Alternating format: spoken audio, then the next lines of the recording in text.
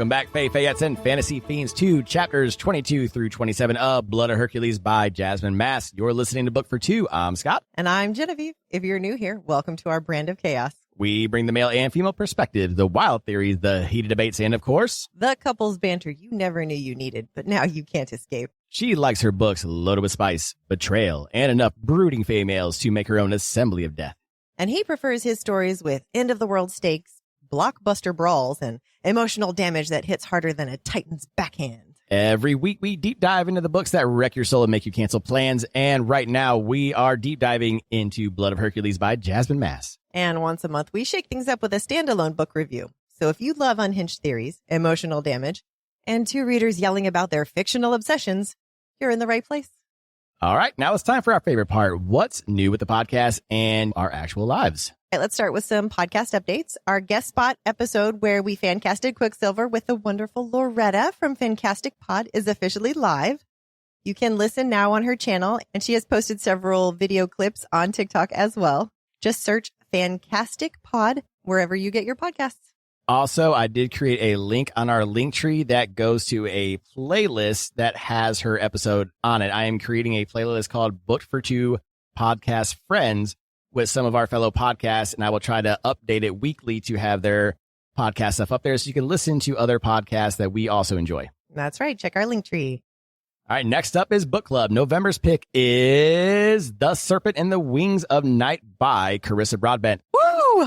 We'll be meeting November 17th at Salt and Story in Niceville, but you can also join from anywhere on our Discord. Links in the description below or in our socials. Perfect. And since we're coming up on Book for Two's 1-year anniversary, we're celebrating with the 2025 Book for Two Awards. We've got serious categories like Best Book Boyfriend and Best Redemption Arc. And some not so serious ones like Most Stabbable and Worst Pickup Line. We'll be revealing one category and its nominees every week on social media. So make sure you're following along and you're ready to vote. All right. Time for some personal stuff. Yeah. It has been a extremely busy week. I am exhausted. She is exhausted as we are currently recording this. Our daughter from Germany was in town. Got to spend some great time with her. Yes, but it still was a very emotionally charged weekend. Plus, we also had our son's football playoffs, which was an hour and a half away. Yes. And this weekend, our friend Lisa is in town, helping us celebrate our wedding anniversary. So happy anniversary to us. Yes. On October 26th, the recording day. Also, happy anniversary to Loretta. So it is nice that we are recording this episode on our first year anniversary. All right. What else we got going on? I have some fun work news. I've officially started at Barnes & Noble for holidays. I'm a little nervous because I haven't done cashier stuff in a hot minute. But you're excited to be around books, right? I'm extremely excited to be around books. Speaking of books, Bonds of Hercules dropped Tuesday. We already had the audiobook locked and loaded, but we can't listen yet. And by the time this recording is out, we have Bonds of Hercules in hand. That's because we will be doing Bonds of Hercules straight after this episode. So don't forget, next week, November 6th, is the finale to Blood of Hercules. And November 13th, we are starting Bonds of Hercules, jumping right in. Oh, so excited. And we are hoping at the end of Bonds of Hercules, we might have a couple podcasts joining us for the finale. That would be so fun. I'm super excited about that too. Before we hit play on the trauma, quick warning. This episode will contain spoilers for Blood of Hercules. Consider this your official spoiler shield. And another warning, this show is more Tarantino than Hallmark. There's sex, violence, bad language, and worse decisions. You have been warned. Yes. Last week, we made it through chapters 18 through 21, a.k.a. the Week of the Unhinged. Alexis drowned, froze, bled, and still somehow found time to piss off half the mountain. Heron's trauma hit full throttle. Augustus's God complex hit a new high score, and the professors are still giving hostile work environment energy. Yeah, so it was basically the Crucible meets Greek therapy session, and Alexis kept getting dragged between near death and emotional damage, and by the end, she was hanging on by a thread, a spark of defiance and pure spite. And this week, we're covering chapters 22 through 27. Things get dark. We've got dungeon vengeance, jealous gods, psychic invasions, bonding rituals, unexpected kisses, and a masquerade ball full of predators. And an ending that feels like Scooby-Doo episode gone wrong. And Who's the Asshole is back. So if you've got quotes that can stump us, send them in and make sure that you are emailing to us at bookfor2podcast@gmail.com. And stick around for Spartan Center, where we'll break down this week's best hits, worst calls, and every bad decision that makes you yell at your speaker. Grab a drink, grab your favorite comfort snack, and maybe something to scream into, because this week we're dealing with power, possession, and a whole lot of pain in fancy outfits. Before we head out, if you're still listening, hit follow and leave a quick review. It's free, takes almost no time, and it helps more people like you find the show. We put a lot into this every week, so that small thing actually goes a long way. And if you're not already part of our little Chaos Corner online, why not? Come hang out. We post sneak peeks, unfiltered nonsense, and go live every Thursday at 7:30 p.m. Central on TikTok. Sometimes it's deep theories. Sometimes it's Scott accidentally reading smut to the internet. You really never know what you're going to get. Get in our Discord, because it is pure chaos. It's people losing their minds over plot twists, dropping unfiltered takes, and somehow bonding over it. If that sounds like your therapy, get in there. And for my visual learners and facial expression enthusiasts, YouTube is officially live. Full episodes, full spirals, and every single side eye I throw at Scott. All preserved in HD glory. And hey, we've got merch at bookfor2.com, so grab something if you want to support the show. We're talking t-shirts for your book hangovers, mugs for your emotional support caffeine, notebooks for your unhinged theories, and even vanity plates. Branded chaos. The spoiler shield is up. This episode covers Blood of Hercules, and Jasmine Mass gave us a full content warning, which we are passing on. This is a story of dark romance and darker obsession. Please note that it contains themes that may be triggering for some readers. There is violence, depiction of murder, stalking, suicidal thoughts, bullying, explicit language, and betrayal. For a full list, please see the author's website, JasmineMassBooks.com. It's a slow burn, but there are open door scenes. Please take care of yourself. I was wondering why that wasn't my speaking part anymore, but okay. If any of these aren't your jam, now's your chance to tap out.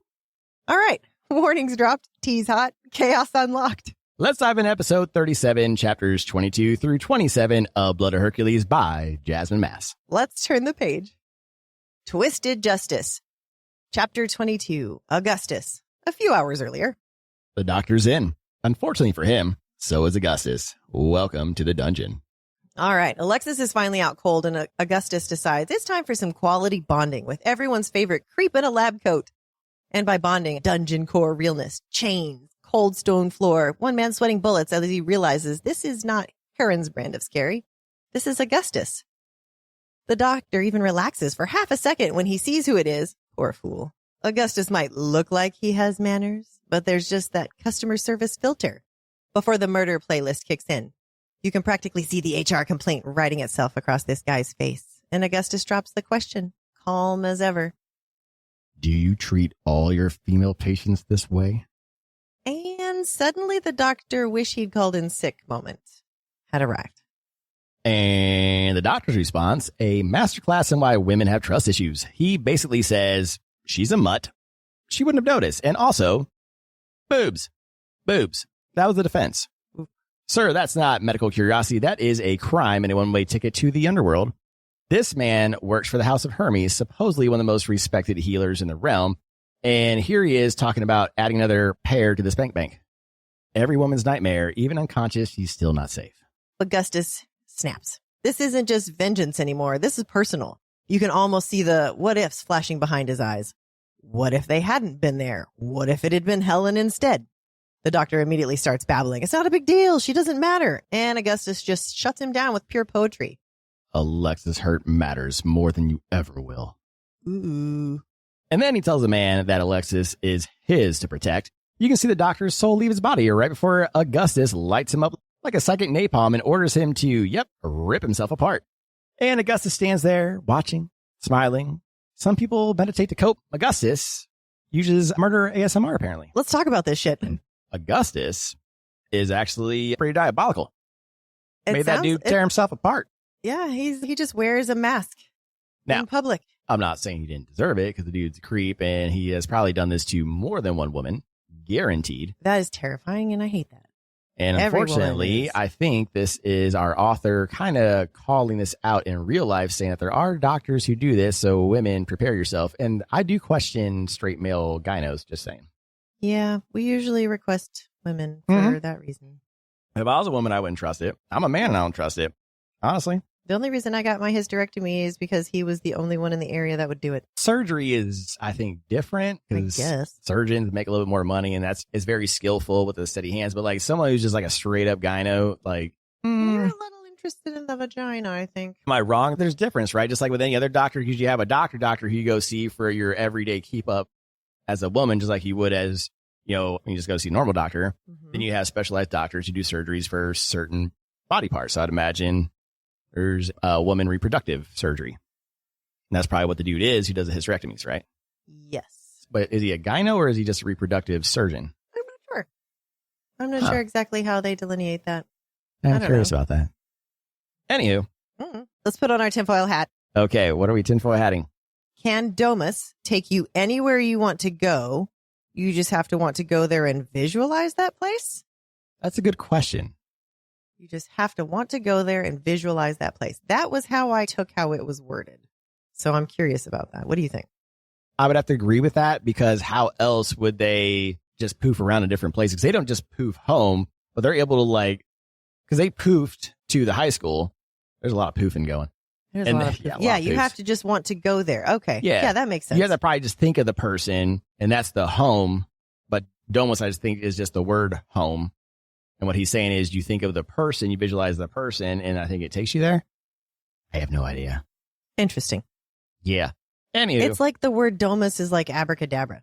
That's what I'm saying. Is that what it is? Is domus just abracadabra? Because they're leaping wherever. So they've got to just be able to leap. They have to just be able to think about it. It's like Jumper. But then that, yeah. That movie That's Jumper. A lot of yes. I've seen a lot of yes. Because I'm. Yeah. Yeah. A lot of yes. It's a lot of yes. Yeah. I'm about to cut out a lot of these fucking yes. Damn it. Yeah. Anywho. But then you have Augustus. Uh-huh. Who thought of home and somehow ended up in that one place. And he was like, fuck, I thought of Alexis. So he didn't purposely think of Alexis. That was an accident.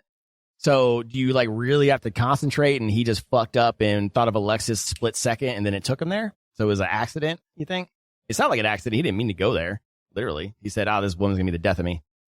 So this is not where I meant to go. Yeah. So my guess is maybe he was thinking of home, but then for some reason he just couldn't get Alexis out of his mind. So that's why it took him there. So I think you have to concentrate on the person you're thinking of. I really don't think it's that deep compared to... I don't think so. All right. Let's talk about the quote of this chapter. Oh, you do this one. Duh. It's Augustus. Look, I don't have Aiden Snow's voice, but I'll go ahead and do it. You ready? She's mine to protect. You violated one of my own. Ooh, I got chills just now. I literally did. Okay. It's time for our picks. You got a pick for this one? Did you pick your nose? What? Yeah, I got a pick for this chapter. Yeah, what is it? Yeah, fucking justice. This dude ripping himself apart because he was getting the same kind of justice in the jails, man. They don't deal with them rapists. Exactly, and that actually plays into my pick, which is his protective nature, which is what caused him to do that. So I love it. Let's talk about any trope call-outs. I think we have one for this chapter. Okay. The civil mask in public. Yes. That's a trope. It's a trope. Yes. All of the MMCs are like, I'm a badass. Looking at you, Slade. That's right. Calling Slade out. That's my book boyfriend. It is. Yeah. Sorry, Slade. All right. That's it. Are you ready to turn the page? Let's do it. Another short chapter. Yeah, let's go. Yeah. Twisted Rage, chapter 23. Karen. Therapy? Never heard of her. Karen prefers bullets and bad decisions. So, chapter 23 opens with Aaron doing his best impression of the Hulk, but makes it Greek. He storms in the dungeon like a one-man apocalypse, yelling at the doctor better be almost dead. Spoiler, he is. Heron's power keeps surging, warping his vision, feeding that kill everything urge. He left Hell and Hound back at the library to heal because they got wrecked as well. But the way he says, my poor darling is in pain. Yeah, he means Alexis, and that is not subtle. He walks in and finds Augustus standing over what's left of the doctor. Mask of civility gone. He looks like vengeance wrapped in silk. Ooh. In the background, some other guy groaning and chain rattling like this is a 2-for-1 dungeon special. Neither of them even blink at him. Karen offers real casual to scatter the doctor's remains, normal Tuesday type stuff, but Augustus snaps. No. He wants the man to suffer. Turns out the doctor didn't just make a mistake. That motherfucker did it on purpose. That's when Heron's brain just breaks. He's gone. He empties his gun into the other prisoner just to release the rage. It doesn't help. He's still shaking, gasping for air, clawing at his shirt like he's drowning in the memory of something. PTSD doesn't politely knock. It body slams you. Then he tells Augustus what happened up on the mountain. That when he yelled at Alexis, she shut down completely. Full-on dissociation. The same way he used to. And Augustus stills. That's the moment where the weight of all this, her trauma, their guilt, their violence, hits them both like a freight train. And spiraling. He's convinced someone hurt her, and he's ready to burn it all down. Maybe they should just call the whole thing off. But Augustus is calm and cold, unmoved. Ilsa. The plan goes forward. She still needs us, still needs protection. And suddenly, Karen can breathe again. So let me get this straight. The thought of not following through on the plan was what sent this man into the panic attack? Whatever. And then they just look at each other. No words. No dramatics. One nod, that's all it takes. Power's a dangerous game, and these two are powerful men. They know what it takes. The plan must go... Oh, go ahead. The plan must go forward. Sparta is on the line. For Sparta. Heron says. That pause, though. That pause. 6-7. Okay, let's talk some shit. Yeah. All right, let's talk some shit. Heron tells Augustus about Alexis' possible trauma, but Augustus takes it as more reason for protection. So they're not deviating from the plan. What plan? No plan. Put on your tinfoil hat. What plan? Do you know what the plan is? Well, Heron is obviously going to be betrothed to her and marry her. Huh? So there's that. All right. The other 10, the other hat. Who is the second man in the dungeon? Dude just got lit up. So Twice. My guess is, I don't remember if creatures are also immortal. It would make sense that it's Oron getting shot up for what he did, because there's only pieces that got sent out to her in the box. So it could be that or some other Spartan that we don't know yet. Oh, I wonder who it would be, though. I don't know. Maybe another initiate?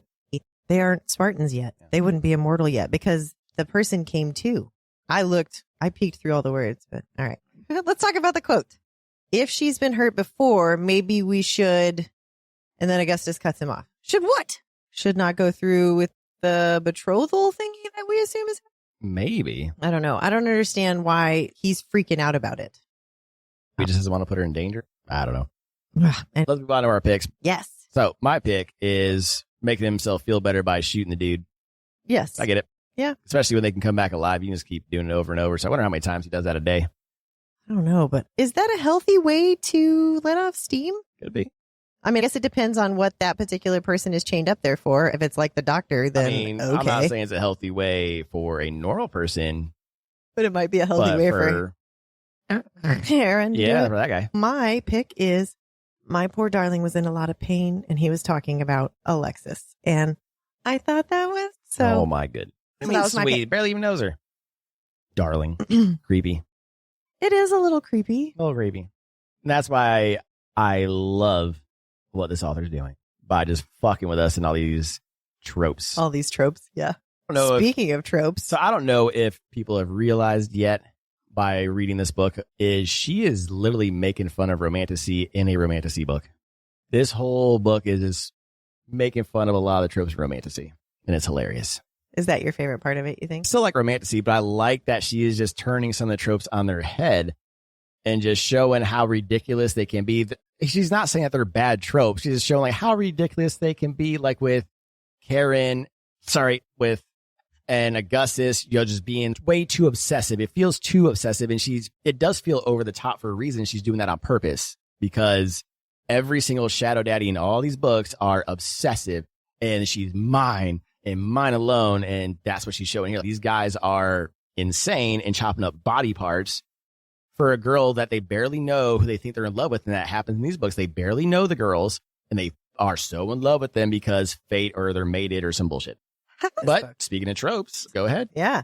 Karen and Alexis have experienced similar traumas, so it's like a trauma bonding thing for them. Remember, it's shared trauma. Yes, share. Oh, yes. Because trauma bonding is when you cause the trauma to that person. And shared trauma is having the same type of experience. Okay, so yes, shared trauma. So, plated prisoner, King Midas has the trauma bond with Orin because he's causing it. So they're bonded together through that trauma that she goes through. So shared trauma. That's the difference. Yeah. Very I'm gonna good. keep forgetting. Very good. Small chapters. We got in their heads a little bit. Yeah, that was fun. You ready to turn the page? Psychopaths. Yeah, let's go. Suffering, chapter 24. Alexis, the beginning of December. December hits different when your comfort blanket is trauma. Let's go winter. We open in December and everyone's doing their best impression of a meat popsicle. The Fifth Element really called it. Titus is still being his usual oxygen-wasting self, but Alexis finally throws the perfect insult. You are a waste of oxygen. Nyx would have been proud if she wasn't currently power napping through winter like a scaly burrito. Then Augustus bursts in wearing a summer toga, middle of winter, weirdo. Everyone else is half frozen and he's giving, I don't feel the cold, I am the cold. The lesson of the day is leaping. Apparently you're supposed to focus on the feeling of safety and protection, usually picturing someone who makes you feel safe. Most people do. Alexis, poor thing, she slips up and says Charlie's name out loud. The man who is her sense of home. And Augustus immediately loses his mind. Calm down, Mr. Jealous. She ain't yours. Oh my God. He actually stalks towards her like he's about to strangle her in front of the whole class until Cleandro clears his throat like, hey, maybe don't commit murder during lesson time. Drex looks at her like, what the hell just happened? And Augustus just resumes teaching. Total normal behavior. Then we start getting time distortion. Alexis keeps slipping into fugue states. Library, classroom, menagerie. She has no idea how she's getting anywhere. Drex is basically carting her around by the front of her toga like she's a wayward toddler. At the menagerie door, Augustus orders everyone inside except Alexis. And Drex tries to argue, thinks better of it, and goes, well, you know. Next thing she knows, boom, Augustus is pressed against her and breathing down her neck. The warmth is nice. The situation is not so much. She's confused, a little dizzy, and okay, a little turned on. Hell yeah. Girls say. Until he ruins it by growling, who's Charlie? Sir, we were having a moment. She's freezing, hungry, exhausted, and he drops the line. No other man is allowed to have you. Excuse me? Sir, you are not her keeper. You're a walking red flag. She asks why he even cares. He throws out that classic power trip nonsense. When Thonic lives are at risk, it's my duty as eldest heir to know everything. Yeah. She assumes he's talking about Patro and Achilles, but of course he's not. He activates his powers again, trying to claw his way into her mind. That's a bit off limits, bro. Yeah, seriously. She fights him off somehow, and it nearly kills her. Blood streaming from her eyes, nose, ears. A full horror show. What a dick. Yeah. And he has the audacity to wipe her face like he's being gentle. Maybe start with not invading her head, asshole. Then he scoops her up and tells her not to move and leaves her in the menagerie. And then time snaps again, and she's crawled away, leaving a little blood trail behind her, like a tragic slug. Ew. She's sitting by a familiar lake, scaring off magical creatures and getting frostbite for funsies. Fluffy Jr. shows up, stick still shoved in the wrong direction. Yeah. And Alexis actually cries because, honestly, she needed a win. Augustus is furious that she moved. She's bleeding, she's freezing, and somehow that just makes him madder. And then time skips again. She's suddenly in the classroom, casually answering math questions while everyone else is clenching in fear. Another blink, now she's in the library. And she finds a new index card. Ruh-roh. This is your last warning. Leave Spartan now or there will be consequences. The Titan was just a taste. All right, this is definitely personal because Leo's death, the Titan, none of it was an accident. Someone out there has a vendetta, and Alexis just made the top of that list. It reminds me of Billy Madison, the guy that starts putting the makeup on and crossing off the names. Over and That's right. them. Yeah, just gotta give him a call. She feels a shock for all of 2 seconds before it flickers out. The crucibles burn her hollow. So she does what any overachiever with trauma does, shoves it down and tutors Drex to distract herself. Hours later, they head back to the classroom only to realize, they forgot Alexander, and they get slapped with running the circuit again. Augustus actually looks concerned for once, but Drex is the real MVP, keeping her from yeeting off a cliff. And just when it couldn't get worse, it looks like a heron broke through the ice on the river Styx for their swim, because apparently hypothermia is just part of the curriculum. By the time she staggers back to the library, she face plants in front of her favorite hearth. Nyx curls back around her like a tiny snake-shaped space heater, and she passes out. And let's cue the chaos because Hilarion is carrying her. Augustus's hand is pressed to her forehead. Patro and Achilles somehow are there, hovering like anxious parents. They're trying to bring her temperature back up, but it feels like fire tearing through her veins. She blacks out mid-scream. When she wakes, she's in a warm bath, fully clothed. Augustus appears with a nutrient pill and something hot to drink. She tells him to leave, but he refuses until after she takes the meds. Shocker. Then he drops the pet name, and I'm going to butcher this, Carus? I know it's Latin. Like it's something tender, and she's instantly, nah. The man doesn't even know her middle name. Boundaries, bro. He follows it up with a cryptic line straight out of Men Who Journal in Latin. An evil thing known is best. What? When she asks him which of them is the evil thing, he just chuckles. No answer, no remorse, just that eerie little smile. And as she fades back into unconsciousness, he's just there promising to watch over and protect her. That's not the comfort he thinks it is. All right, let's do some shit talking. Yeah. Learning to leap. And she accidentally spilled Charlie's name. She's been really good about keeping all of her life and that separate from this. Yeah. And now she's basically put a target on him. Yeah, I hope they're not going to go after poor Charlie. I hope not. I'm going to be real mad about that. Wonder if Charlie can handle himself, though. I don't know. Ooh. All right, other one. She got another note. Okay. And the Titan was released to attack them on purpose. Yep, we figured that one. Someone Because did of on her. purpose. We just don't know who's doing it. We'll get to that in our tinfoil hat section, which is right now. Yeah. Tinfoil Who is hat sending time. those damn letters? Is it the same person who's sending the gifts? Or are they No, separate? those are I think separate. they're separate. Okay. Yeah. You and I already guess who's sending the gifts. It's Hilarion And yes, Aaron. or Kedon. But the letters, you guessed Theros. Yes, Theros. So you're still going with Theros because he's mad about, there being another Zeus heir. yeah, just He wants jealousy. to be the only one. Yeah, that tracks. Mm-hmm. I'm trying to think. Again, Cleandro might be a part of it. He's just not the ringleader. It might be Theros. You think Theros? Probably. That All makes right. sense. All right. I like it. I think we're on the same page. Okay, now. so then a blurred skeletal monster flashed Ooh. dagger-sharp teeth in her peripheral vision. Who do you think that was? I think that's either Hell or Hound. I think that those are the voices that she's hearing. So I don't know why her whipping her head really quickly to the side made I her think- able to see. If this is Hell or Hound, then I think that they are watching her for Kedon and maybe reporting back. They are protecting like, her. what if they're like Nyx and they can reveal themselves if they want to? Maybe. I don't know. I just don't know why it would have popped in this time, but it's never. Maybe just because she's so tired. I'm letting us know someone's watching her. Speaking of tired, let's talk about all these time distortions. Is Yes. it because she's sleep deprived and tired, or is something else going on? There's a lot of time distortions in this chapter alone. I think this is done on purpose from the author because she wants Alexis to be unreliable witness narrator. Unreliable narrator. Okay. Now, when someone is that tired, that exhausted, That hungry. it's just as bad as being drunk or high. Okay. So we cannot fully trust what she's seeing or what she's saying right now. And I think the author is doing this on purpose to A, just move things forward in time, just to make it easier. And B, it's also going to come into play when it comes to reveals at the end. Everything was distorted to her. Oh my God, this is now being revealed. Oh, this is what actually happened. She wasn't there for it because the time distort. Okay. Yes. And this is also the author's way of keeping you frustrated and angry with her not recognizing that she's chthonic, because she's doing this for a reason. She's making fun of tropes where they're the chosen one. Oh my God, you should know this already, girl, that you're the chosen one and we're going to protect you, blah, blah, blah, blah, Come blah. on, you had broken noses all your life and they just magically healed. Yet. All right, we have several more tinfoil hats. Let's talk about the cheetah creature sniffing her blood and recoiling. So we've talked about her blood before, and it sounds like the cheetah maybe can sense what's up with her blood too.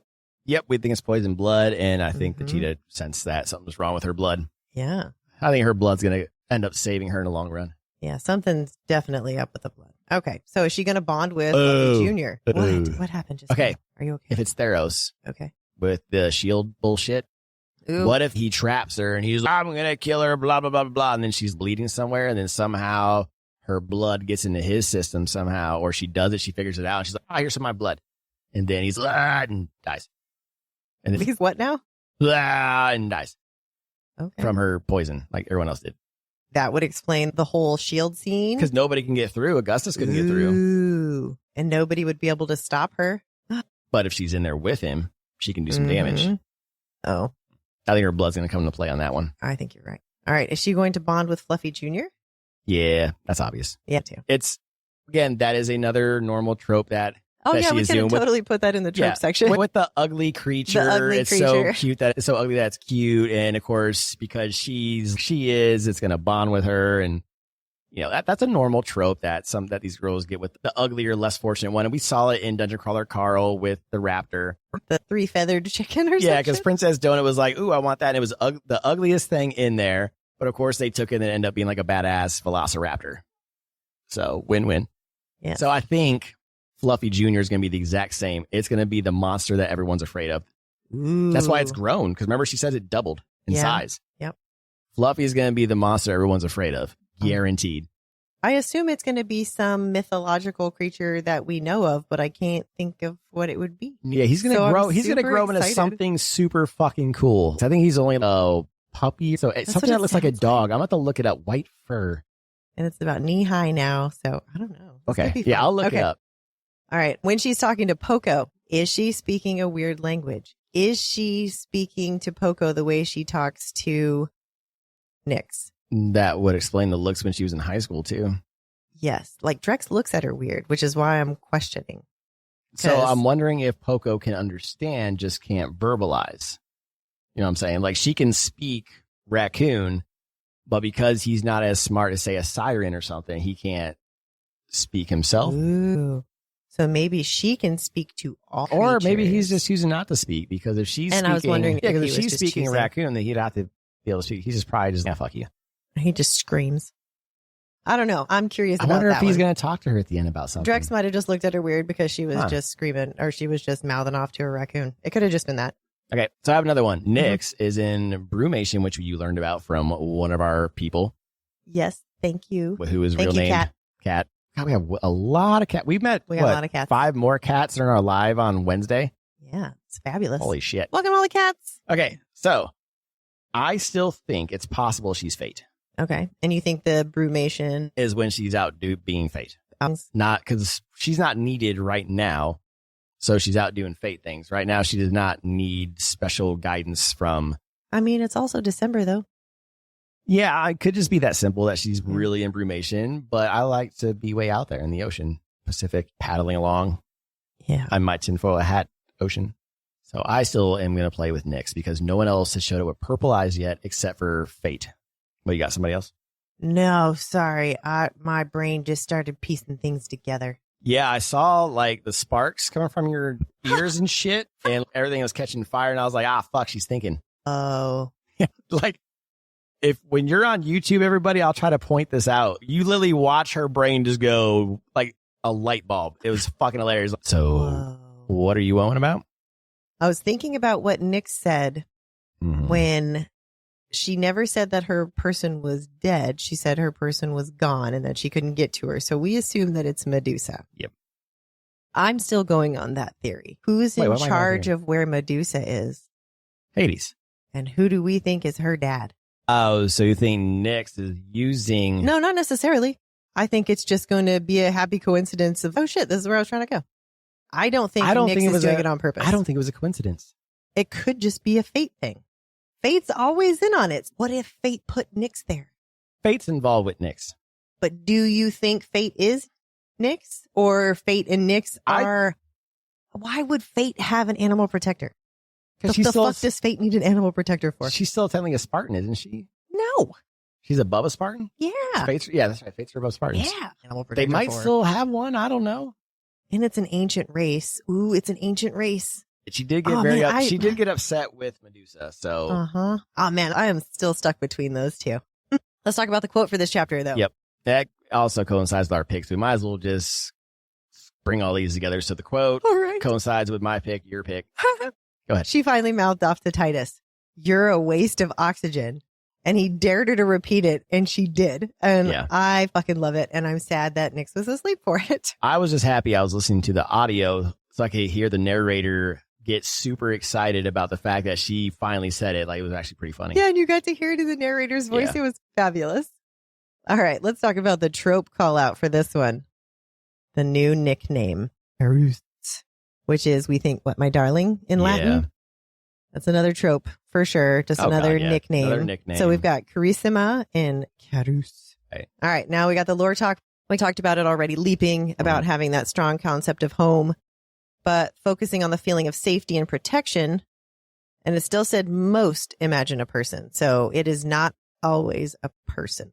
Okay, so maybe you can picture a place. Maybe it's just for home. So maybe you can leap there as long as you have been there probably or have seen it. And then just to go home, you say Domos, and it automatically takes you home.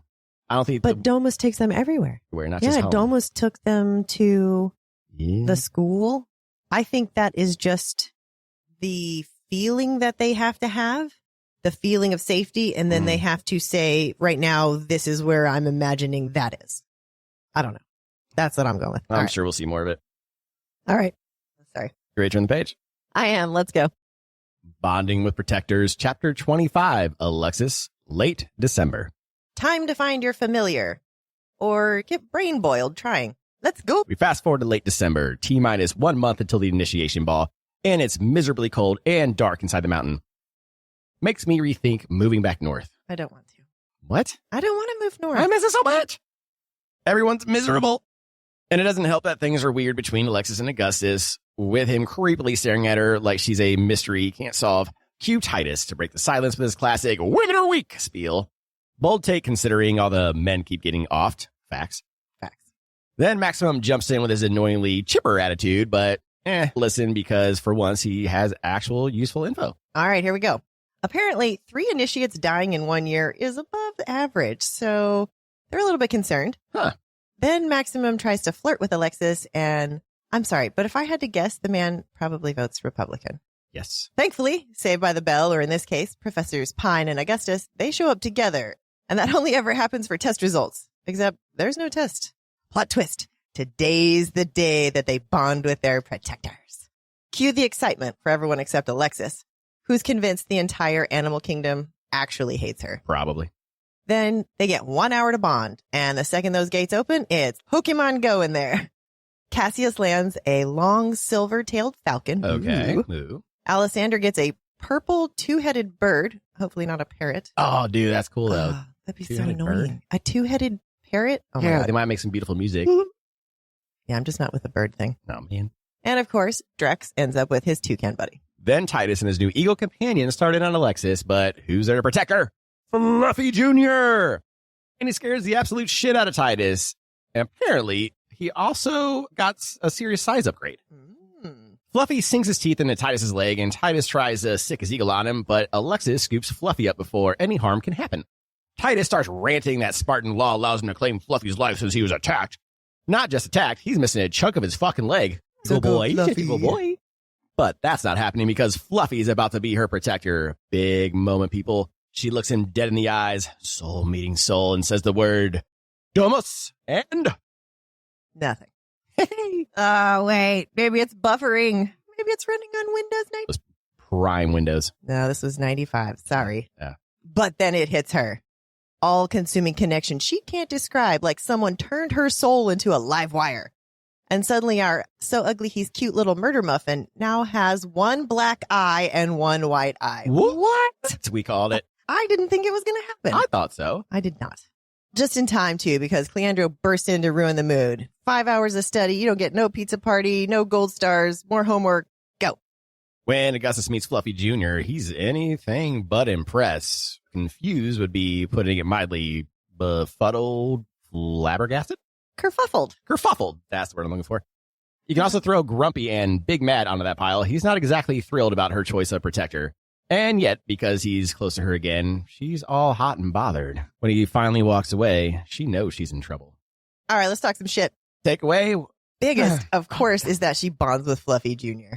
Yeah, that's nice. We knew that was coming. We did. I still think Fluffy Jr. is that scary monster everyone's scared, especially since he took a chunk out of stupid Titus. That's what I'm thinking, That's too. fucking... I'm just excited. It sounds like he's growing. Yes. So I wonder what he's going to grow into. But it sounds like he's still a dumbass putting a stick back where he's pulling the old hey. Yeah. CPR, having to get CPR and shit. I am Just curious silly what he is going to grow into, though. We should make some guesses for our finale next week. We should look up some creatures from Greek mythology and be like, what the fuck is he going to turn into? If he turns into anything Greek mythology, because some of these protectors sound random. Yeah. So I don't know if it's just she's making up a Fluffy. We'll have to go back and look at his exact description and then base it on that. I want to look at stylized photos of what they had mythological creatures that looked like back then from ancient drawings and stuff. Let's talk about this tinfoil hat. I was wrong about the eye color. I'm still confused. I really thought that he was going to have her dark colored eyes. And now I'm wondering, is he blind in the same eye that she's blind in? We don't know. And neither does Alexis, because Alexis is wondering the same thing. So it's possible.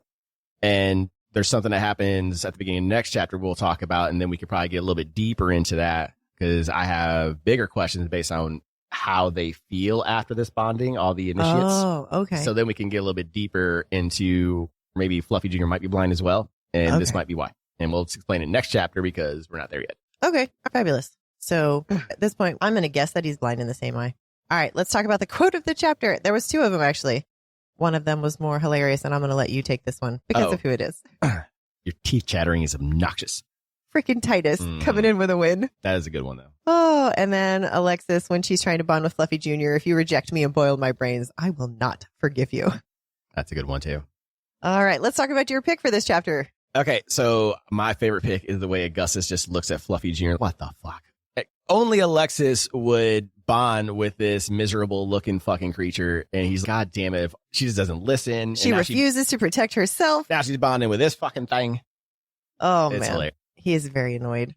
Mine is that there was just this little line in there that said, the noise of a much larger predator. And she said he seemed taller. Yeah. And that kind of harkens back to what you were saying, like, this is the creature. Mm-hmm. Or maybe this is the creature's baby. No. No? This is the creature. It's a trope. We'll go ahead and do a trope call out. Besides, this is our second trope call out. Forgot to put it in there. Okay. No, but this is a trope because you see it in the Marvels. You see it. There's another one where it looks super cute and you're like, oh my gosh, look at this cute little thing. And then it's like some weird monster thing like the cat in the Marvels. And it ended up being like that monster that eats people. Yes. Yeah. Oh, okay. So that's also a trope. You got this mangy looking thing. Again, so do you think it's going to grow into its body?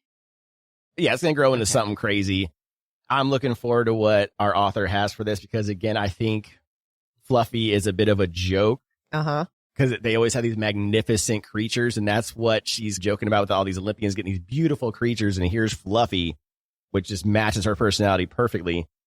So she's making fun of these perfect, amazing animal protectors and stuff, and then, right? Yes. So, again, another meta trope, turning it up on its head thing. She is just amazing at this. She really is. While we're on tropes, let's go ahead and just knock out the other one. An animal protector. The animal protector. Is a trope. Yep. Yeah, for sure. Especially in romance. We're not mad about it, though. Yeah. It's a Disney thing. Oh, man. It started with Disney. We're going back to Disney again, especially the Renaissance era, starting with Little Mermaid with Flounder, Sebastian. That was exactly where I went. I was like, she's got so many little friends. Snow White started it all because all the animals loved her and gathered around her. They didn't talk. That started the trope. Like all the princesses are so pure that all the animals come to them automatically thing. Yeah. Yeah, and that's what's going on here. But what's funny is all the animals are running away from her. So the opposite of the Disney princess. The animals are running away except for Fluffy. Okay, so spicy moment. You got one. I do have one when Augustus wouldn't move out of the doorway and she had to gird her lady loins. She passed him and she said it was just a moment of contact. She could feel it all the way through her body. I mean, oh, yeah, she's getting turned on. That's what she said. Very final. She's like, I'm in trouble. Oh, yeah. All right. Then we do have a little bit of lore talk, a small one. Yeah. Maximum told us that 3 initiates die on average, but this is way above average this year. And everyone in Sparta is concerned. And a Titan attack hasn't happened in centuries. Yes. And that seems to be the biggest concern. Yeah. And our tinfoil hat with that one is we definitely think somebody's unleashing the Titans. Well, yeah. That's an obvious. Sure. Okay. You ready to turn the page? I am. Let's go. Gifts, chapter 26. Alexis. The season of giving just got real twisted. Ho, ho, ho. Well, that was all hot and bothersome. Alexis stumbles over to her study spot with her new bestie, Fluffy Jr., the only man in her life who isn't a walking red flag. The other 6 initiates are there too, each with their shiny new bonded animals. Drex, we talked about, got the golden toucan he's been vibing with since day one. Nice. Maximum, rocking a yellow 5-legged squirrel thing. What? Which kind of sounds like a Pokemon reject, or Eevee got malformed. I'm trying to figure out how that works. Where does the extra leg go? So is it 3 and 2, and then it's always like having to overcorrect itself? I am so confused how that works. I don't know. I want to see a picture Or of is that it one. like one in the middle? Oh, that'd be gross too. Blech. All right. Maximum starts bragging about how he can feel his bond in his forehead like a psychic migraine subscription. And Drex confirms he has a headache too. And Alexis starts to panic a little, and she casually asks, "Oh, do you feel anything in your chest?" And they're like, "Nope, just you." So she's not concerned at all. Poor thing just wants to be normal and have something go right for once. 6 hours later, she's running through a blizzard beside her mentors, pretty sure nothing in her life will ever go right again. Meanwhile, Fluffy Jr.'s having the time of his life, probably because they're only out here thanks to him barking during Gus's class. Then Patro starts chatting all casual, asking if she's noticed anything off about our hot two-tone broody professor. And wouldn't you know it, she finally finds her balls and manages to say, "He's a dick." Oh, He's a dick. good for her. But Patro doesn't drop it. He asks if maybe Augustus gave her something. But Achilles immediately calls off that line of questioning. So Patro pivots like a pro and asks Alexis if she's figured out her powers yet. And when she tells him what they are, he gets weirdly excited. Suddenly, Mr. Hermascowl is nice and smiley. Suspiciously nice. I like it. So she turns it back on him. She asks him what his powers are. And it turns out that Patro can tell if someone is lying just by touching them. We called it. Cue instant panic for Alexis, though. She's got secrets. And this man is a Spartan lie detector. Play it cool, Alexis. Don't make it weird. While they're freezing and bonding through mutual suffering, she asks if they know who they're supposed to marry when they turn 26, and it gets awkward pretty fast. Like family dinner when someone brings up politics. Patro even thanks her for not being like all the other human girls who hit on Achilles since they're together. Then he starts hinting that they're into someone else, but once again, Achilles shuts that down before we can actually get the tea. God damn it, Achilles. Alexis just notes how weird and cryptic they're acting, but she's too busy trying not to die on this mountain to care. This poor girl. She does manage one more question, though. This time it's about Hades' power. And this is a doozy. Okay. The fog shows you the worst thing you've ever done. And it's not confusing. It's crystal clear. And her sternum goes cold, which is a weird statement. After what can only be described as running the mountain pass again for trauma points, they finally stagger back into the mountain where they're told, "Hey, hang out in the library." Alexis finally thaws out just enough to find a shade lounge and start pretending life doesn't hurt when Maximum, of all people, ruins it. Oh, God damn it. He strolls over, confesses his likes for her, plants a sweet little kiss, and saunters off. Sir, Bing, seriously, what? He's fucked because he's dead. Anywho. The growling in the background? Come on. Yeah, he's fucked. The rest of the day is blurred together, and suddenly she's back in Corfu, pulling a full Marilyn Monroe over the vents to thaw out. Well, as much as her emotional support sweatshirt would billow anyway. Nix even wakes up for a minute, looks around, and immediately goes back to sleep, because fuck it. Probably to avoid murdering Fluffy Jr. But it's January now. Only 2 more weeks until this shit show is over. So close. She's so close to surviving. But when they get back to the mountain, Maximum doesn't show. Called it. Yeah, fucker's dead. They say he defected. Bullshit. Drex and Alexis are not buying it. Neither are we. Not this close to eternal life. 2 weeks. 2 weeks. No. Alexis gets that gut feeling. The, oh no, something awful's about to happen kind of dread. And sure enough, it's confirmed when they return to the library. And once again, she accidentally kicks a box underneath her seat. Oh no, oh fuck, not again. And this time it's wrapped in red velvet, tied with a black silk bow, like some macabre Christmas present. And inside is definitely the remains of Maximum. She calmly puts the lid back on, slides it into a storage cubby, and sits down like nothing happened. Except she's feeling everything. Her whole body is screaming internally. Her neck is prickling like she's being watched. There's voices whispering from the shadows. When Drex asks if she's okay, all she can do is shake her head no. No shit. Let's talk some shit. Fuck. Shit. She gets her first kiss and the dude gets offed. Yeah, and she got another present. This is her Christmas present, apparently. Late Christmas present. And some shiny shit underneath, too, that she also didn't look at. Wait a minute. What? What is this a gift from the other professor with shiny shit? because the other one already gave their shiny shit. That's my guess. It's Augustus. Bingo. Yeah, it's a little bit early in our tinfoil hat section. God damn it. That was a good call there. All of a sudden, you got that. All right, tinfoil hat. Why didn't she get a note in the textbook with this present? Because we've determined that these are not connected, right? No, they're not connected. Yeah, okay. 2 different stalkers. Lovely. Yeah, way different stalkers. All right, let's go back to the beginning and talk about the bonding, because last chapter we had a question if Fluffy Jr. is also blind due to having the same eye color now. But we also find out that the initiates feel like this extreme sensation inside of them since the bonding. Like they feel like deeply connected is what it sounds like. So I'm wondering if they feel each other's feelings. That's also a giant trope as well, where a lot of times when you're connected to an animal, like in Marvel and shit like that, they can see through that animal. And a druid, it's basically druid. Like what I do in D&D with my cat, I can see through my cat because I'm bonded to it. I can talk to it telepathically. So I'm wondering if this is the same deal. That's a good question. I know that at one point she has, I think when she's excited about calling him a dick, that she gets a sense of euphoria from Fluffy Jr. as well. So there is an emotional bond there. Because then he might be blind then, and that might change things because the author put that in there on purpose. Yeah. Are you blind? Oh, we'll deal with that later. So that sounds like that's going to come up again later. For sure. Yeah, that was a whole, I'm making note of this, but don't you think I've forgotten about it? So we expect to see that again for sure. Yep. All right. That one's checked off. Next tinfoil hat. Why is Patro all of a sudden nice? I know you're mad about this. He's funny. It takes away another asshole for our game. So I think this niceness was because he's actually proud. He wanted to get info on Augustus. I think they're falling in like with her for some reason. I don't feel like there has been a lot of time spent with the mentors. Hear me out. Yeah. We've been asking the question, team professor, team mentor. Everyone's been doing it since Blood of Hercules is coming out. Yep. What if we're wrong and we should be team mentor?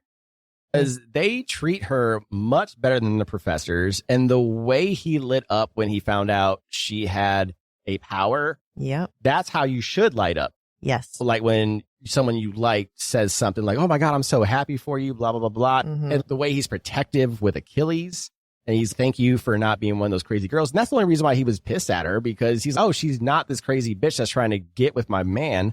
So I think that's why he's lightened up, because that's why he was a dick at first. He's like, oh, she's probably one of these hoes trying to get with my dude. Now he realized it. Oh, we're cool now. Yeah. He was being protective of his relationship with Achilles, and they just assumed that she was useless. Now they both like her, obviously, because they said they have someone in mind. Yep. That was clearly about her. They're not offing people and being like, oh, you're mine, blah. Yeah. But I get it. I get why everyone's team professor, because that is the shadow daddy. It's the shadow daddy. And that's what Jasmine Mass is doing, because you have the mentors who are your Kales, and then you have your professors who are your Rowans, your Zadens, right? Am I wrong? Yeah. No, you're right. You're totally right. And that's what she's showing here. That's why it's the broody shadow daddy or the nice guys, like the Patros. I have a funny feeling, because if she's going to turn tropes on their head because Achilles is death or whatever, and he's so fearsome and stuff, I guarantee he's a sweetheart in real life. That's why he saved her. Guaranteed. Yeah. Okay. Next, we have voices again.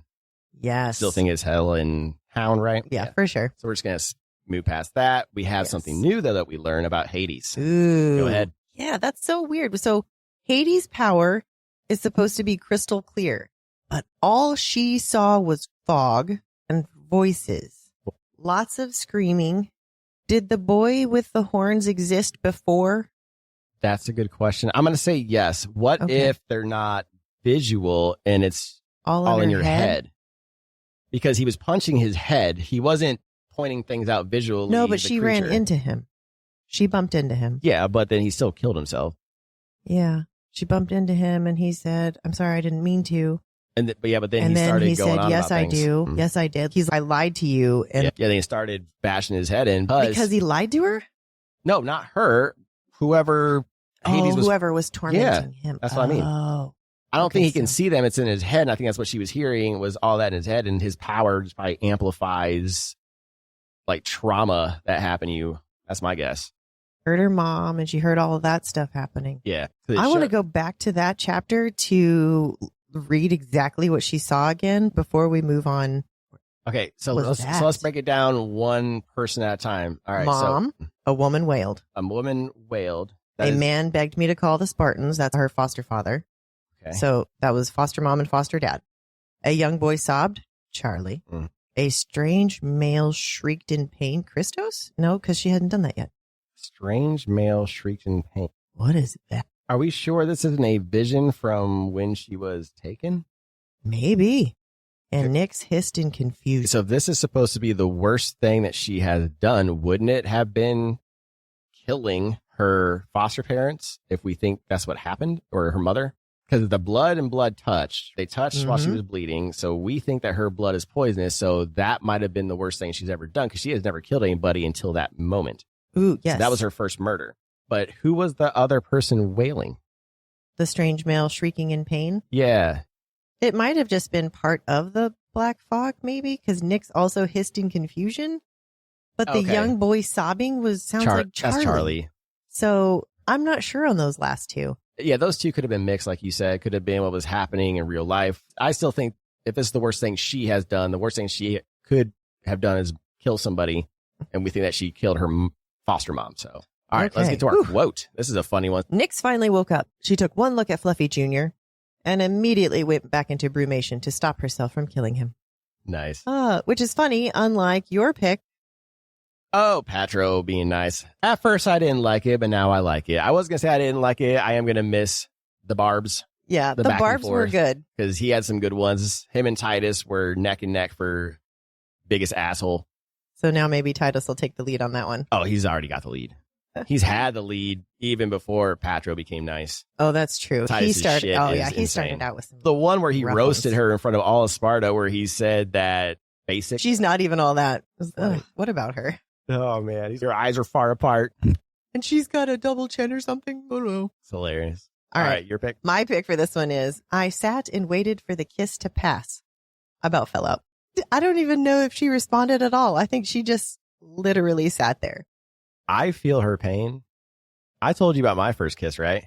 I feel like yes, but go ahead. Oh, it's terrible. Let's tell everyone. Okay. So now that I know I'm autistic, I know why I hated this kiss. So I was 14 and I was hanging out with my buddies, and a couple of the girls were hanging out. One of the girls had a crush on me. She wanted to kiss me and everyone was like, oh, just kiss her. It's not a big deal. So I was like, fine. I was ready. But I thought it was going to be your normal peck. Just what everyone else does for their first kiss. No, she's straight tongue down in my mouth. It was the weirdest feeling because that's not something you expect when you're not expecting it and you're 14 and you're autistic, but I didn't know I was autistic. Your first kiss? And so you had this weirdness happening to you. So I'll be honest, I didn't kiss anyone else till I was 17. And that was when you were how old? 14. Until my girlfriend in my senior year. Yeah. Good at it now. But now I know why. Thank you. But that's because once I figured out that I liked it, I was like, oh, I should probably try to be good at this. Thank you. All right. I don't think we have anything left for this chapter. Yeah. We'll end on my awkward kiss from junior high.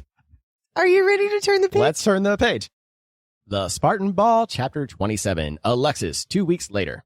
It's masks, mystery, and men who don't understand boundaries. It's January. She's made it. She's alive. And she's back on Corfu. That sounds like a Star Wars planet. It does sound like a Star Wars planet. There was a bunch of ball gowns in her room because the initiation ball was that evening and graduation was the following morning. Helen was there to help her. Helen was there to help her pick one out. Alexis was, thrilled. That's after Helen woke her up and was immediately terrified by Alexis's bedhead. Alexis was unhappy, understatement of the year, that she had to pick out a dress, let alone go to the stupid ball, but luckily it's a masquerade, so her face will be covered. Not that it matters since she's one of the few Spartan women in existence and the only female initiate. Yeah, she'll blend right in. Certainly. And then Helen starts spiraling because now she doesn't know what to wear either. Her pores are clogged. Her skin is dull. Full meltdown. She's giving full Charlotte LaBouffe from The Princess and the Frog. Yes. Love it. Let's remember, Helen is 16, hormonal, and apparently the human embodiment of Sephora customer service. But good news, according to Helen, Fluffy Jr.'s aura checks out. 10 out of 10, emotionally balanced murder pup. I love that Helen loves this raggedy-ass dog. What doesn't check out is that Alexis has never had a color analysis done. Helen is horrified. The fuck is a color analysis? Is that a real thing? It is. I don't know. I've never done it. Anywho, someone in wardrobe clearly gets Alexis because they gave her the perfect sweater. And Helen had to admit it. Even Helen had to admit it. Alexis told Helen she found the sweater in the house, but Helen didn't recognize it belonging to any of the other broody bunch. Oh, God damn it. We could have been calling her Cindy this whole time. Oh, that is totally Cindy. Yeah, Cindy Brady. Cindy Broody. Which officially makes Alexis Jan when she finally realizes that she's Sonic. Now, of course, this sweater is custom made using only the finest cashmere blend. And of course, this sweater is custom made only using the finest cashmere blend of the Himalayas because naturally cotton is for the pores. Helen, still on her Delulu high, tells Alexis she's inspired and she might want to join the Crucible. That's a bold choice, since Augustus is probably going to spontaneously combust at that thought. But she insists she doesn't need him or any of the broody bunch, and with her dark powers, she'd survive just fine. What dark powers? I don't know. She didn't tell us. Let me put that down here. Yeah. Then Helen snaps out of it, hands Alexis a lion head mask for the ball, and declares it perfect for hiding nefarious activities. The girl has an eye for drama, that's for sure. Alexis picks a black dress that covers everything.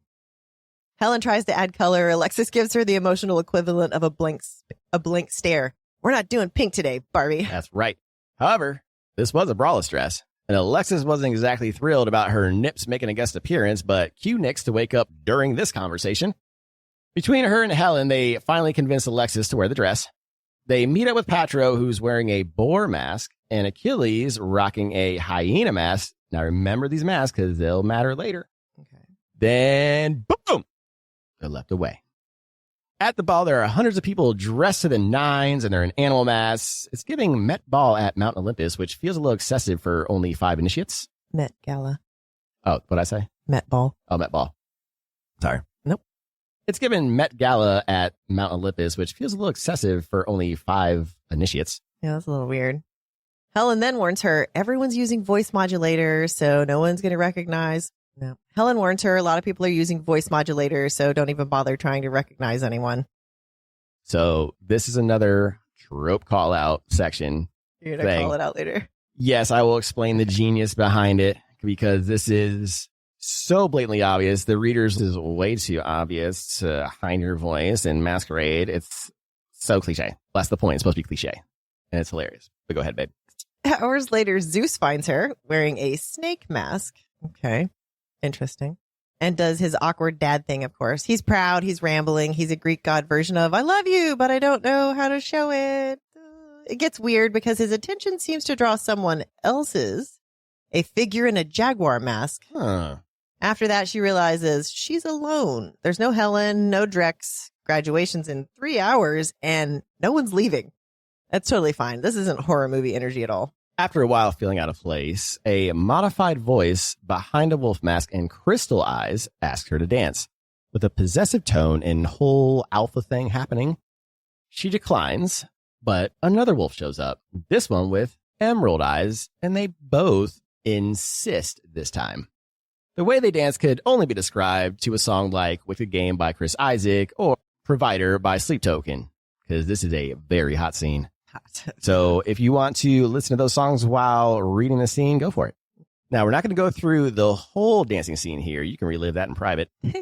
The wolf with emerald eyes asks her why she hasn't taken the jewels. And Alexis has no idea what he's talking about, probably because she didn't look too deep into that box, which can't blame her. Dead body part kills the mood. She tells him she's poor. There's no jewels, no problem. And the wolf says, not anymore. She tries to leave, but they won't let her. So she knees one in the family jewels and elbows the other one in the ribs, which is great icon behavior. They're hissing, you belong to us. And she's just not fucking having it. Thankfully, Patro shows up at just the right time. And Helen swoops in, saying, someone really wants to dance. Oh, go back to Patro shows up, because I want to say convenient. Thankfully, Patro shows up. Oh. Do you want me to go that whole? Yeah, and then stop at the word time.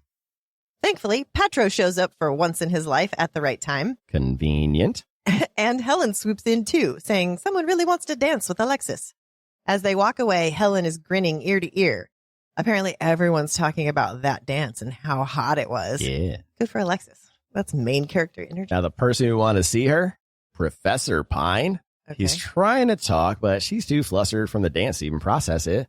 When she finally tunes in and realizes he's trying to hit on her, thankfully, the wolf with the crystal eyes, yeah, it's Augustus, steps in before Pine can finish his stupid-ass sentence, which would have gotten killed. Yes. And this is perfect timing for a Titan attack. Oh, Yay! shit. And all hell breaks loose. Helen grabs for Alexis, but the person in the jaguar mask gets to her first. She blacks out for a bit and comes to tied up in a shed with Helen shackled to the wall beside her. Whoa, shit. Then a voice cuts through the dark. I warned you what would happen, but you didn't listen. Now you're gonna pay. And so is your idiotic friend. He removes the mask, and Alexis just says, "You?" Yeah, crank that soldier boy. Crank that soldier boy. Oh, my God. That was so white. I'm sorry. We'll have to wait until next week to find out who's behind the mask. Is it Achilles, Drex, Theros, Cleandro, or maybe good old man Jenkins from the abandoned amusement park? Find out next Thursday. Same chaos, same podcast. All right. All right, let's talk some shit. You do it. Okay. Initiation ball, graduation. She made it, but then she got kidnapped. What the fuck? And then we had a sexy dance. Yum.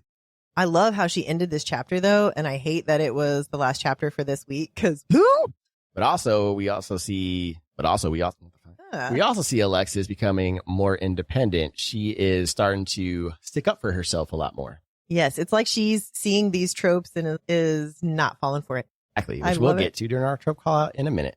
Yes. Now, are they betrothed? Oh, sorry. We didn't get to our tinfoil hats. Okay. All right.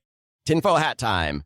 She knew who was behind the mask. So who is behind the mask? That is our biggest tinfoil hat of this, because that is our huge cliffhanger, which I don't know why we decided to end on the cliffhanger like this. God damn it. It's absolutely terrible. I want to turn that fucking page so bad. I did. But hey, there's a reason why during our live people were like, say it again. Who you think it is?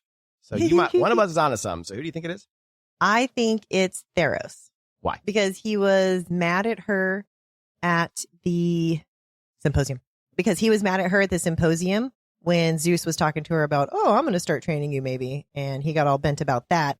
And then just now when she was talking to Zeus, the jaguar was the one who reacted when she was talking to Zeus. So I'm thinking that Theros is going to hang around Zeus. Okay. So that's my guess. And that makes sense. The person I think it could be, if it's not Theros, is Drex. And that's just because during this whole scene, she's like, where's Drex? Where's Drex? Where's Drex? And she never found Drex. Ooh. Now, that's a good call. I don't remember off the top of my head, and I should have put this in here. Did she mention any other masked figures that she came in contact with besides the wolves? Zeus was a snake, and Helen had the elephant head. I don't think there was any others that were mentioned that could have been Drex. So where the fuck was Drex?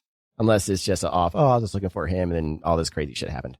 It could have just been an off thing. Yeah. I think she ever found Drex, and I don't think. Well, she didn't find Drex. I'm just wondering if there was a reason why she was looking for him. I know that's her friend, but again, it's just specific that she was looking for him.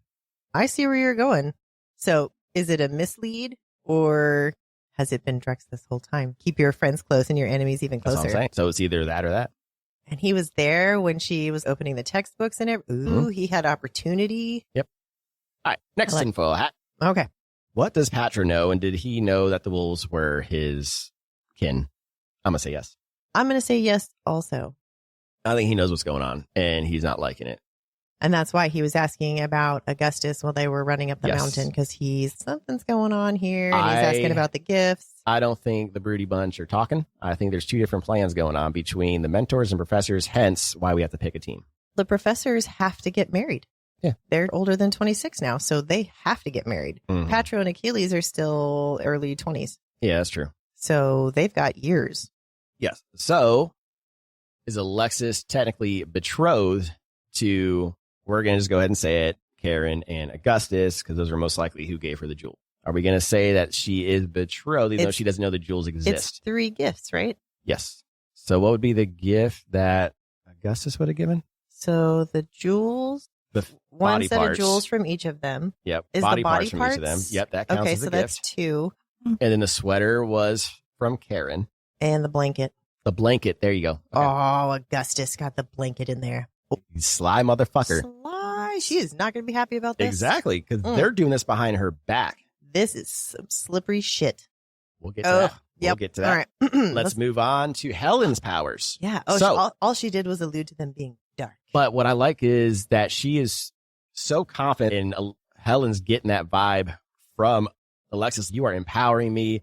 Alexis, yeah, but it's tough out here. And she's like, I can handle myself. My powers are dark as fuck. I'm like, yeah.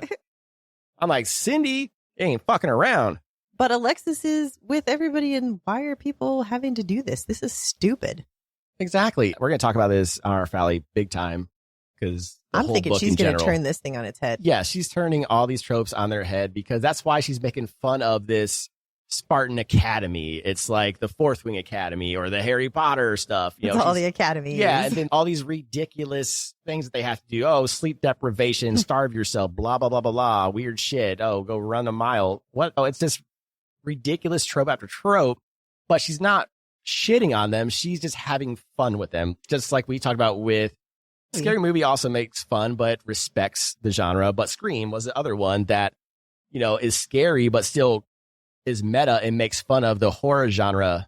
I feel like those are the only 2 horror movies that I'll even watch because they are silly. But that's what this is. This is I totally a fantasy. Oh my gosh, a parody. It's a parody book. That's all it is. I love it. So if you take it in that route, you're like, that's why I fell in love with this book, is this is a parody, but it's still serious because What if we're wrong? we're wrong.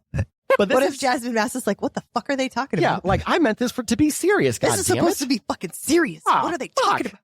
No, there's no way. Yeah, no. All right. Speaking of no way, this quote, come Yeah. on.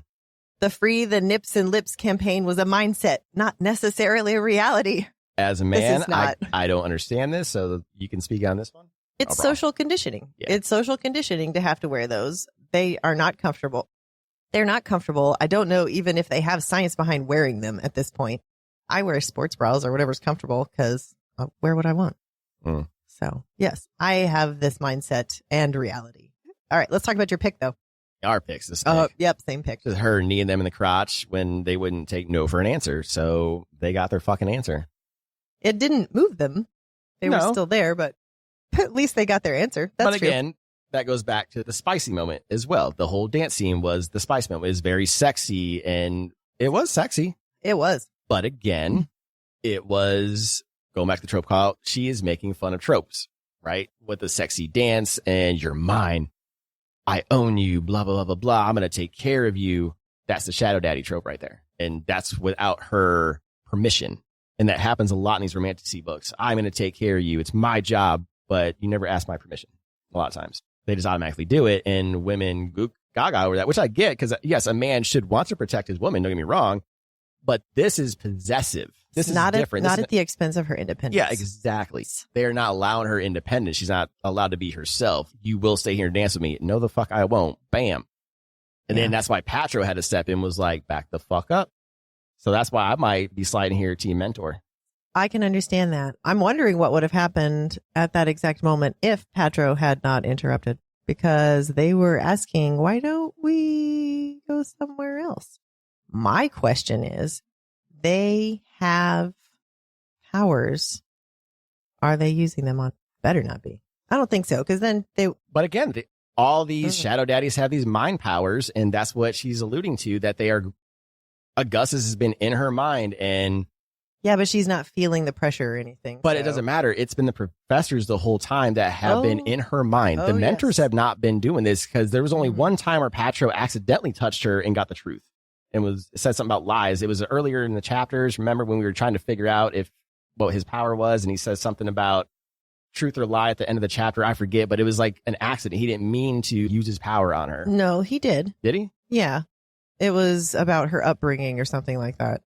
Well- It wasn't anything crazy. But I still think it was accident, because he was just like, oh, he could tell, he knows that she was telling the truth. I don't think it was like, oh, I use his power to get her upbringing. I think it was just like, I'm touching her. And then And he couldn't- figured it out. She was talking about the upbringing. Oh, yeah, she was telling the truth. Because I think when he's touching somebody, it just automatically happens. I don't think he has to force it. It's probably just when he's touching someone. Oh, it's just like an automatic thing, like Dane, maybe? Possibly. Ew. Dane. Old But Dane. I just think the professors are way more aggressive and Yes. compared to the mentors. And I think she's doing this on purpose with the over aggressiveness of Karen and Augustus, just The showing you guys over-aggressive like, shadow daddy. what's funny is they're still eating it the fuck up. Yeah. All the women are eating it the fuck up. Like, A lot of our comments say professors. yeah, they don't give a fuck. Oh They're my like, gosh. these professors are over here cutting up body parts just for a fucking kiss. And they're like, oh, team professors, good job. You murdered somebody just because they liked her. Good job, professors. Yeah, because he's not immortal. No, Oh. that's what I'm thinking. Like, who are they shooting? Because maybe this siren's not immortal either. So he might be dead too, Oron. Right. So they're murdering people for very minuscule shit. And that's the whole trope. But they think that she's a murderer too. But that's what she's making fun of, though. That's the funniest thing about this. Oh, yeah. This is so over the top. It's trope on trope. I love it. And it goes back to the ball, too. There's always a masquerade ball, a fancy, reason to beautiful party. giant ball. Yes. And what's funny is the voice modulators were like the chef's kiss of this whole thing. I hate using the word chef's kiss, but it is. Because it's now you really don't know who it is, because everyone would be like, oh, she should figure it out that the two wolves are the professors. And now they have voice modulators, so you can't hear their voices. They have very distinct voices. And then we're still yelling at her, put these two together, you dumbass. We know who it is. But He says Carissima. Who else calls her that? exactly. And that's And then she says, why does that sound so familiar? Bitch, you know why it sounds familiar? but that's the whole point. We're supposed to be frustrated because I'm very she's- frustrated. But she's making fun of this. She's making fun of it. That's why she hasn't figured it out yet, because she's making fun of these tropes. It's amazing. I love it. All right. All right. So are you ready to play Who's the Asshole? I am. Let's go. Welcome to Who's the Asshole, where we read a quote from the book and determine which asshole said it to Alexis. This is all for fun, and we do not condone bullying. We do not condone bullying. All right. This was a tough section. This Everyone's was. being nice to her now, and it's Yeah, your buddy Not cool. Patro's super nice, so we got nothing from him. I got 0 Patros on this one. Still nothing from Achilles. What's up with that? All right. Would you like to start, or do you want me to start? Let me start, since I probably have the fewest. Okay. Wow. I'm not surprised none of the animals wanted to bond with you. That was one of mine. I'm not shocked that was on your list. This one was a really difficult set of chapters to pull from. It was. I had to lower my quotient for assholishness. Oh, yep. But that one, I forgot to tell everyone that we ranked these two, so we rank them 1 to 10 on burn factors. But go ahead and guess who it was. all right, this one was Titus. Mm-hmm. And wow, I'm not surprised none of the animals wanted to bond with you. That's a pretty good burn. Yeah. So I'm going to give it a 7-8. I'm going to give it about where I'm at, gardening wise, about an 8 as well. Yeah, I love it. All right. exactly. Okay, your turn. Okay. All right. I got this one. You're no fun. What? Is that one of yours? Oh, I'm just so fucking high. That scar looks dope, though. Oh, yeah. It looks great. I should probably let- when you turn sideways, it looks really cool. Let's probably let people know I am cosplaying as Augustus today, because today is the day Blood of Hercules comes out. So you will see videos of us cosplaying. So I applied the scar already. So what was your quote? You're no fun. That's the opposite. I'm extremely fun. Yes, dear. You are extremely You're fun. no fun. You're no fun. Nix with the nipple situation. Nope. That's pretty funny. No, Yeah. it's a very similar situation. It is Helen. Oh, like with dresses because she's wearing black. Yes. Okay. You're no so fun. But it's a burn factor, though. for Cindy Broody, Cindy Broody. Yep. Yep. that's about as good as you're gonna get. 6 for her. Oh, because all it's Cindy. All right. Okay. I'm not mad at that. What are you doing? What are you giving it? You're no fun. Yeah, I'll give that a 6. I'll agree with that. It's not nice, but it's not super mean. You're no Yeah. fun. And it was playful. Actually, I mean, I'm going to downgrade it to a 5. okay, that's fine. Okay. Even if you gave it a 2 or a 10, whatever. It wouldn't have mattered. Yeah, just Cindy. Ready? Yes. Leave Sparta, or there will be consequences. That's on a note. Still counts, Note dude. pretty much. I just put random dude, Nice. All right. Note dude. Leave Sparta or you're going to pay, or there will be or consequences. there will be consequences. He does lay out the consequences, doesn't he? It's pretty threatening and asshole-ish. So yeah, I'm going to say 9. I'm going to assume this is Yeah. before the Titan attack, but it's probably not. No, this is after the first Titan Then attack. it'll be a 10. Yeah, Yeah. That's All what right. I'm giving 10. he's literally saying, I will kill you. Yeah. I was like, okay, then 10. All right. Yeah. Your turn. Ooh, okay. What is that? Do you? Oh, yeah, that's Augustus. Dang it. When he looked at Fluffy Jr. Yes. All right. Yeah, that's a good burn for Augustus. I'll give him a solid 5. He's pretty much roasting her for getting like the worst looking creature out of the whole menagerie, apparently. Yeah. It looks pretty pathetic. Yeah. Okay. How is that going to protect her? They always think she needs protection. So, yeah, he's clearly going to think that, yeah. All right. So, a 5? Yeah, we'll go 5. I'm good with that. It's not bad. All right. All right. So, this is going to be my last one. Okay. 3, just because weird section. What the fuck are you looking at? All right. I also have that one over here. Not shocked. So, I'm just like shifting them around. Yeah, I think I just picked the 2 biggest burns out of because they were the easiest. Yes. Mm-hmm. That is Titus. Yep. Isn't that when she sees the skeleton dog in her peripheral or something? All right. Burn so factor. I'm going to say burn factor on that one. What the fuck? I'm going to give it an 8. 8 or a 9. That's pretty asshole-ish, really. Okay. She wasn't being mean. I don't think she was mean mugging him. She was just staring in his direction. Dude, calm down. Because it's Titus, I'm going to go 7. Okay. He's said better things. What the fuck are you looking at? It just seems like a normal thing that he would probably say to anybody. Okay. Not just Alexis. He's just a dick. All right. So 7/9. Okay. Yeah. All right. All right. One more from you. What do you got? All right. Do you now see why women should never do the crucible? You're too weak. I'm going Karen. Ooh, I got you on this. All right. Who was it? Titus. Oh, okay. This was when she was shivering. Your teeth chattering is obnoxious. And then he says, this is why women should never do the crucible. You're weak. Yep. All right. Giving that one a 9 for pure misogyny. Yeah. All right. A 9 for misogyny. I There love you it. go. Pure All right. misogyny. 9. Titus was the royal asshole this week. Now, he's a royal asshole every week. Yeah. I Cool. got another quote from him that your teeth chattering is obnoxious was another asshole quote. So yeah, he was just full of them. Until I really started digging to find the other ones, all of my quotes were Titus. Yeah. All right. You ready for Spartan Center? I am. Let's go.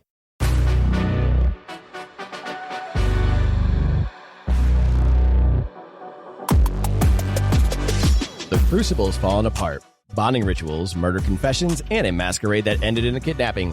Welcome back to Spartan Center. I'm Imus of Apollo. And I'm Pallas of Athena. This week, Alexis got a murder puppy, 2 gods made a crime pact, and the ball ended with vanishing act. Starting off with the Broody Bunch chapters 22 and 23, Augustus finally snaps, and the doctor loses his life for being a perv who just wanted to see some boobs. Yeah, it turns out medical curiosity isn't a valid defense when your patient's got psychic rage issues. Karen walks in mid-crime scene completely unhinged, and somehow they both decide this is the perfect moment to start planning. They call it strategy, we call it trauma bonding with extra steps. Chapter 24 starts simple. Training day, middle of winter, everyone freezing. Then Alexis slips up and says Charlie's name. And Augustus takes it real well by losing his damn mind in front of the class. He corners her, tries to tear through her thoughts again, and she fights him off till she's bleeding from the eyes. She collapses, time starts skipping, and when she comes to, she's in a bath. Augustus hovering with medicine like he didn't just nearly kill her. Real abuse you, then nurse you energy. Gaslight edition. She wakes up again later in a fog and finds a new threat note waiting. Leave Sparta now or there will be consequences. Ooh, at this point she's numb, bleeding, and probably rethinking every life choice that got her here. Chapter 25 kicks off in the mountain. Everyone freezing, everyone miserable. Yeah, morale's at 0 until they finally get to meet their protectors. Cassius gets a falcon, Alessander gets a double-headed bird, and Drex pulls his toucan buddy. Then Titus opens his mouth, starts trash talking, and Alexis' new companion, Fluffy Jr., decides it's bite o'clock. Good boy. Takes a chunk out of Titus's leg before Alexis scoops him up like, not today. Titus screams about Spartan law and revenge, but Fluffy's already soul bonded. He's her protector now. End of story. Fast forward to Augustus meeting with the new recruit. He's confused, pissed, and pretending it's not personal. The man looks like someone just told him his ex got a better dog. Meanwhile, Alexis is realizing the bond actually worked and that she might just have adopted a murder gremlin. She's exhausted, bleeding, emotionally wrecked, but for the first time, not alone. All right, chapter 26 kicks off with Alexis trying to study, but mostly just pretending her life is normal. Yeah, normal ends about 6 hours later when she's sprinting up a mountain blizzard with her mentors yelling life advice. Patros starts small talk mid-run, asks if she's noticed anything weird about Augustus. Which is wild because weird is his whole personality. Then they drop that whole, we already know who will marry thing. super casual. Real romantic timing, just trauma bond and jog about it. The run ends, she's frozen, half dead, and Maximum decides now is the time to confess his feelings and kiss her. Bold move, wrong time. 10 out of 10 for confidence, 0 for awareness. Later, she's back at the library, finally thawing out when she finds another box under her seat. Same red velvet, same black bow, different corpse. Maximums. Ooh, she doesn't scream. She doesn't run. She just quietly shoves it away. That's how you know she's past the breaking point. Chapter 27 opens with Alexis back on Corfu, finally safe, finally warm, and immediately bullied into picking a ball gown. Yeah, Helen's 16 going on Fashion Week and having a full skincare crisis, while Alexis is just trying not to exist. It's the initiation ball, masked gods and egos the sides of Mount Olympus, perfect setting for everything going to hell. She's miserable, braless, and wishing Nyx would eat someone. Instead, she ends up dancing with not one but two masked wolves, flirty, pushy, and way too familiar.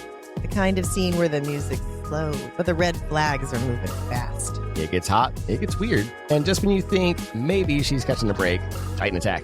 Chaos everywhere. Helen tries to help, but someone in the Jaguar mask gets to Alexis first. She wakes up tied in a shed, Helen strung up beside her in a familiar voice saying, "You didn't listen, now you'll pay." Then the mask comes off, and she whispers, "You." And we fade to black. Classic cliffhanger. Tune in next week for How to Ruin a Ball in 10 Steps. All right, it is time for our Spartan Center Top 5 Replays of the Week. Coming in at number 5, we have Augustus making the sexual predator doctor rip himself to shreds. Nothing says do no harm like tear yourself apart. At 4, it's Patro and Achilles pulling a full 180 going from asshole to nice. Turns out all it took was Patro realizing she wasn't trying to steal his man. Instant friendship unlocked. But is there something more? Coming in at number 3, we see Maximum making the unfortunate mistake of kissing Alexis. Yeah, and judging by what showed up in that box, someone clearly wasn't a fan of his flirting technique. And at the number 2 spot, we have everyone's favorite mangled mongrel, Fluffy Jr., becoming Alexis's animal protector. From stray menace to certified good boy, he bit an asshole and got promoted. Honestly, that's a career arc we all deserve. And finally, our number 1 replay of the week goes to Alexis and the Wolves, making everyone in Sparta wet between the legs with their dance. Yeah, that wasn't a dance. That was a public safety hazard. Half the ballroom's still dehydrated and the other half's in therapy. And that was your top 5 replays of the week. Spartan Center Top 5 Replays brought to you by Hermes Express. Because mortals wait, gods don't. All right, that's a wrap on this week's Spartan Center. From emotional breakdowns to ballroom beatdowns, Alexis is out here proving survival is a full contact sport. And next week, it all comes to a head. The Blood of Hercules finale, kidnappings, betrayals, and probably another round of divine bad decisions. You're not going to want to miss this one. For Imus, I'm Pallas. Immortality is not a right. It's a privilege. Thanks for joining us for this episode of Booked for Two. Don't forget to subscribe and leave a review to help other book lovers find the show. Follow us on socials at Booked for Two Podcast for behind-the-scenes content, updates, and sneak peeks. We'll also post next week's chapters every Sunday, so you can read along. Join us for our live Q&A. We are back to Thursday at 7:30 p.m. Central on TikTok. We'll answer your burning questions, react to your theories, and occasionally overshare our book-related emotional damage. Want even more chaos? Join our Discord. The link's in our bio. Come hang out, chat books, and get early access to exclusive content. Finally, don't forget to grab your merch at bookfor2.com. Until next time, keep turning the page.